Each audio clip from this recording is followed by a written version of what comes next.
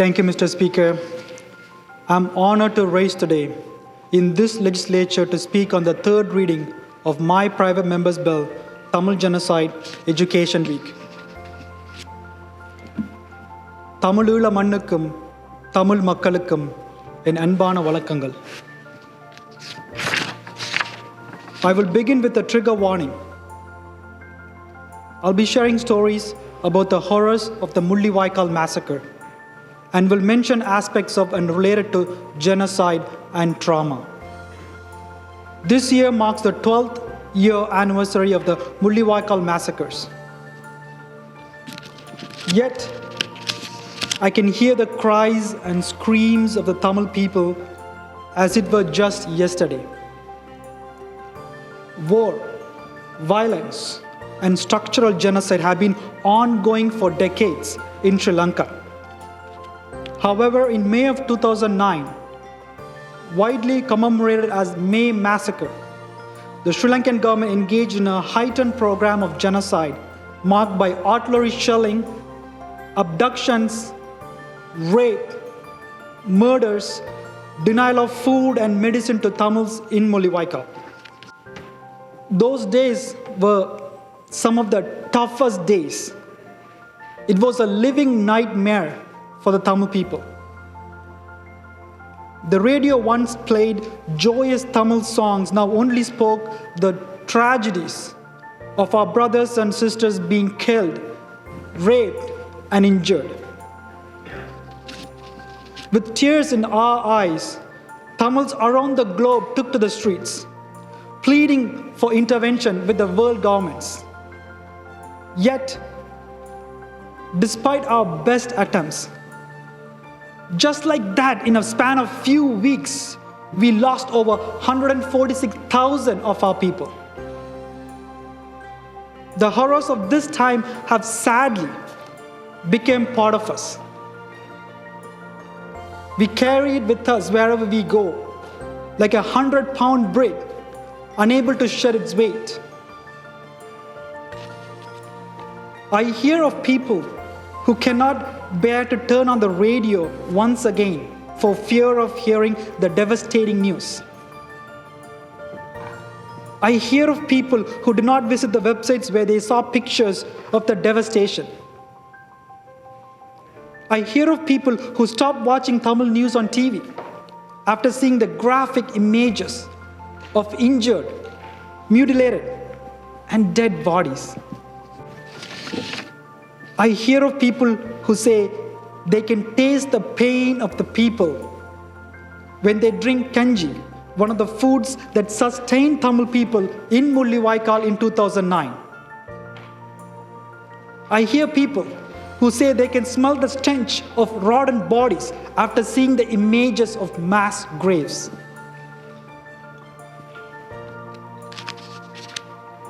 One of my constituents once shared after hearing a story of a young Tamil kid attempting to feed on their mother's dead breast. This story, a young Tamil child attempt to feed on their dead mother's breast. After hearing this story, my constituent could not feed her own child without tears streaming down her cheeks.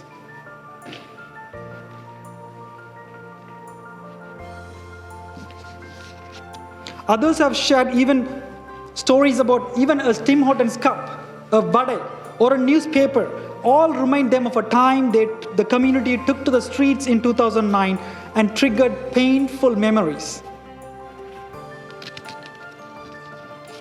I too, like my constituents, have unsuccessfully been able to wash away these memories. These are memories that follow around us like a ghost. And so I understand their pain, their grief. I sadly have tasted it myself. There are more stories than I can ever tell.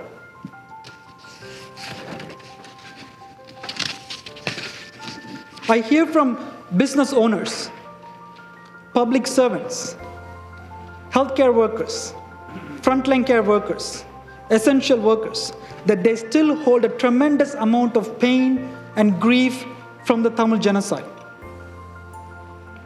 Many Tamil youth played a key role in advocating for interventions and continue to share stories how the traumas of the past continue to affect them today.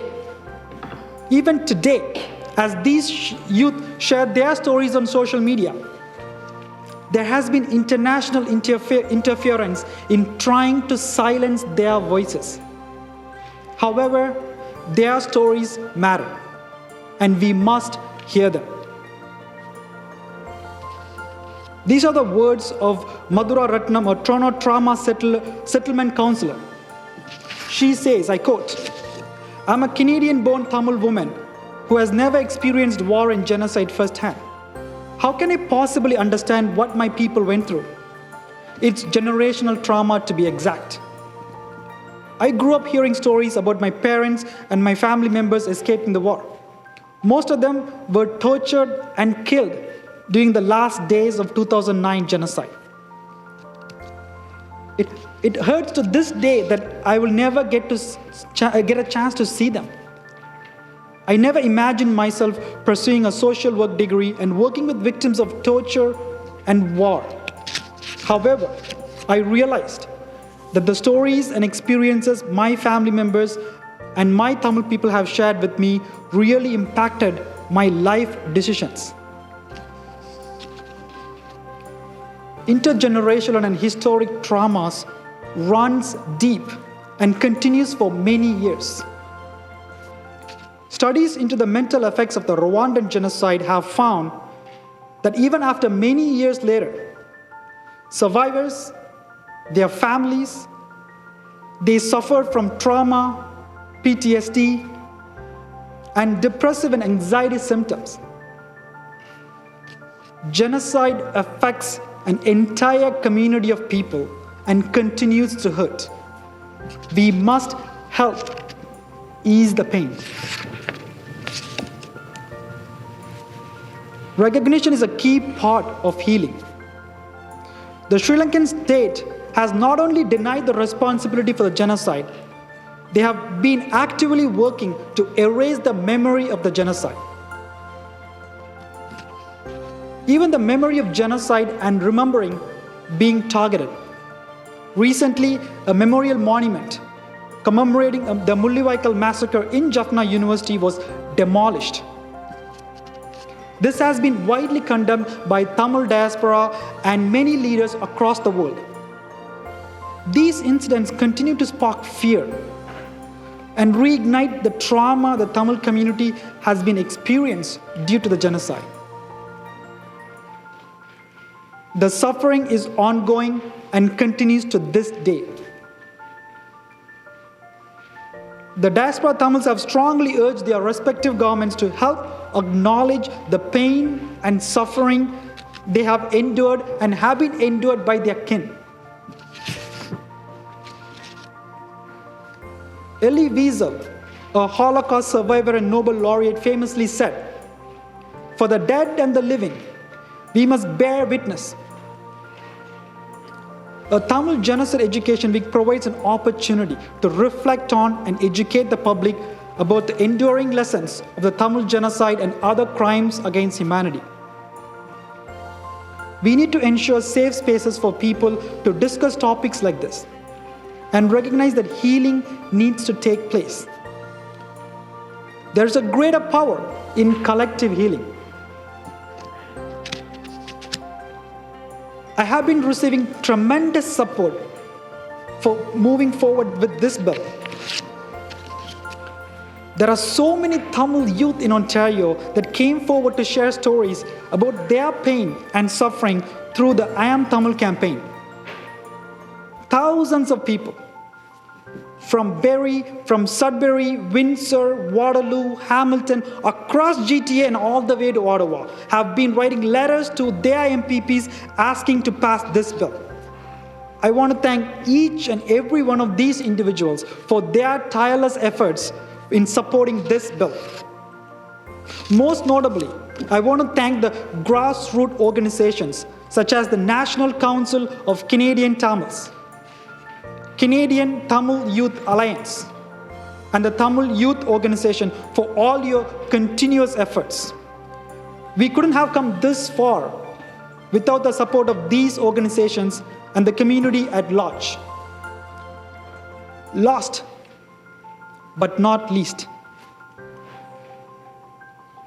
I want to thank my colleagues for taking the time to listen to your constituents regarding their trauma and continuing to support this bill.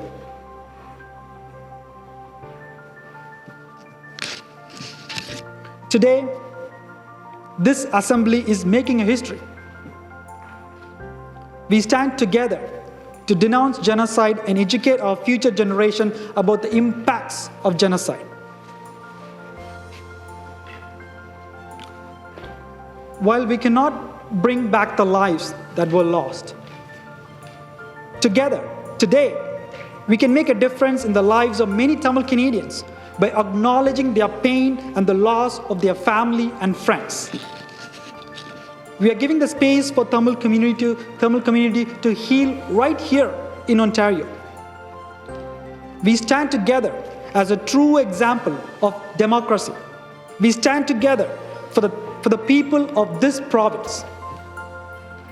Thank you, Mr. Speaker.